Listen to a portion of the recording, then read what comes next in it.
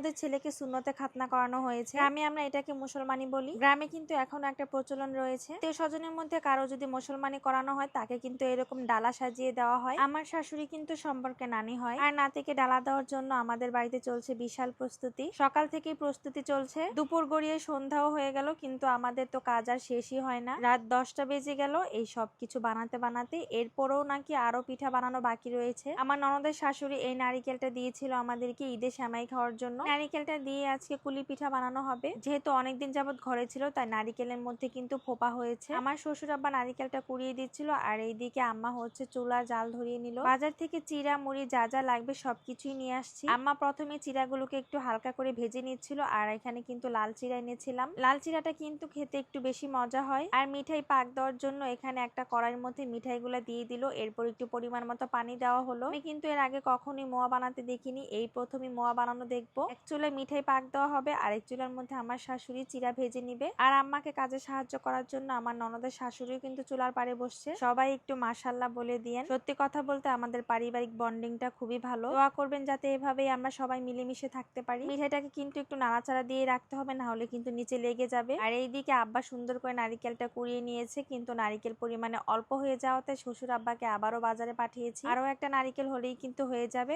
আর এইদিকে চিড়া ভাজাও হয়ে গেছে। এবার আমার ননদ এখান থেকে মুড়ি নিয়ে নিচ্ছে। কেজি মুড়ি এনেছিলাম, অর্ধেকটা পরিমাণে মোয়া বানানো হবে আর অর্ধেকটা খাওয়ার জন্য রেখে দিবে। আব্বা বাজার থেকে এই নারিকেলটা নিয়ে আসছে 80 টাকা দিয়ে। তবে নারিকেলটা কিন্তু খুবই ভালো ছিল। এর সিজনে নারিকেলের অনেক দাম থাকে। চুলায় মিঠাই পাক হচ্ছে, আর এক চুলার মধ্যে আম্মা গরম পানি বসিয়ে দিয়েছে। নারিকেলটা কতটা সুন্দর হয়েছে। আমরা তো ভেবেছিলাম এত কম দামি নারিকেল এটা কি ভালো হবে নাকি। আর আম্মা এখন আটাটাকে কাই করে নিবে। আর এইগুলো কিন্তু চালের আটা, সকালেই ভাঙিয়ে এনেছি বাজার থেকে। মাঝে এরকম একটা ডাল ঘুটনি বসিয়ে এরপর হচ্ছে চাউলের আটা দিয়ে দিল, আর লবণ দেওয়া হয়েছিল। কিন্তু এখন এইভাবে কিছুক্ষণ সিদ্ধ করতে হবে, এরপর এটাকে নামিয়ে নিবে। মিঠাইটা কিন্তু এবার ঘন হয়ে আসছে, তো এখন হচ্ছে সুন্দর করে মুড়ির সাথে মিক্সড করা হবে। মিঠাইয়ের সাথে মুড়িটা মাখানোর সাথে সাথেই কিন্তু হাতে হাতে চেপে সুন্দর করে মোয়া বানিয়ে নিতে হবে। আর এই কাজটা কিন্তু খুবই দ্রুত করতে হয়। আব্বাও কিন্তু সুন্দর করে মোয়া বানাচ্ছিল। আব্বার মোয়া বানানোটা বেশি সুন্দর হয়েছে, আর আমি তো কখনোই মোয়া বানাইনি, তারপরেও একটু চেষ্টা করেছিলাম। এরপর একইভাবে ভাজা চিড়া দিয়েও সুন্দর করে মিঠাইয়ের সাথে মাখিয়ে নেওয়া হলো। আর চিড়া কিন্তু এখানে 1 কেজি পরিমাণে ছিল। সুন্দর করে মাখানোর পর এবার চিড়ার মোয়াও বানিয়ে নেওয়া হলো। মোয়া বানানোর কাজটা কিন্তু খুবই দ্রুত করতে হয়, ঠান্ডা হয়ে গেলে কিন্তু এটার মোয়া হতে চায় না। মাশাআল্লাহ কি সুন্দর দৃশ্য।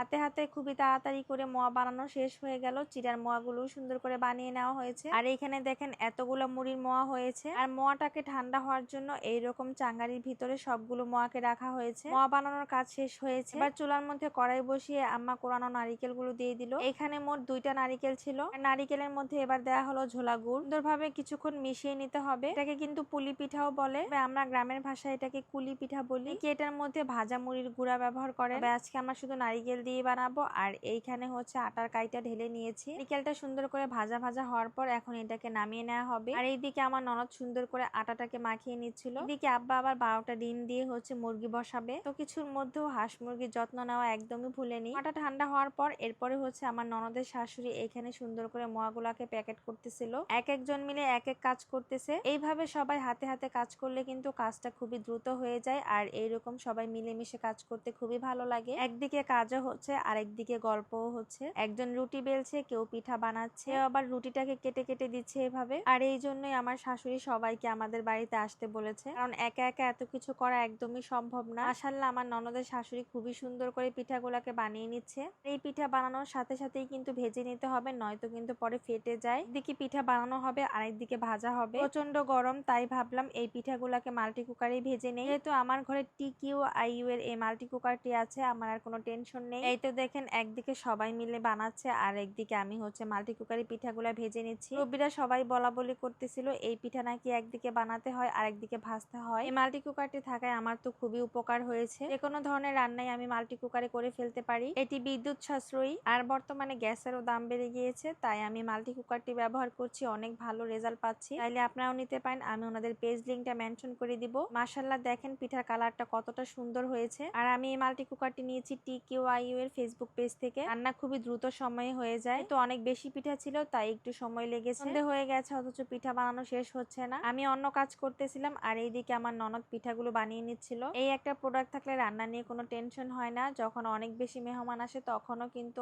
এত রান্নার টেনশন করতে হয় না। যে কোনো রান্নাই কিন্তু মাল্টি কুকারে করা যায়। এখন মাশাআল্লাহ পিঠার কালার গুলো কতটা সুন্দর হচ্ছিল, আমার তো দেখেই মন ভালো হয়ে যাচ্ছিল। আর পিঠা বানালে পিঠা যদি ভালো না হয় তখন কিন্তু মনটা একদমই নষ্ট হয়ে যায়। এতে দেখুন মাশাআল্লাহ আমাদের পিঠাগুলো বানানো হয়ে গেছে এবং তখন সময় হয়ে গিয়েছিল রাত 9:30। যেহেতু অনেক রাত হয়ে গিয়েছে তাই আম্মা আর আজকে কোনো পিঠা বানাবে না, আজকে এগুলাই বানাবে। এরপর কিছু চিপসও ভেজে নিয়েছিল। এই ডালার মধ্যে কিন্তু অনেক আইটেম সাজিয়ে নিতে হয়। আজকে আর কোনো কিছু বানানো হবে না, আম্মা ভোর সকালে উঠে আবারও পিঠা বানানো শুরু করে দিবে। আজকের ভিডিওটা এই পর্যন্তই। ভিডিও ভালো লেগে থাকলে অবশ্যই লাইক কমেন্ট শেয়ার করে যাবেন। আল্লাহ হাফেজ।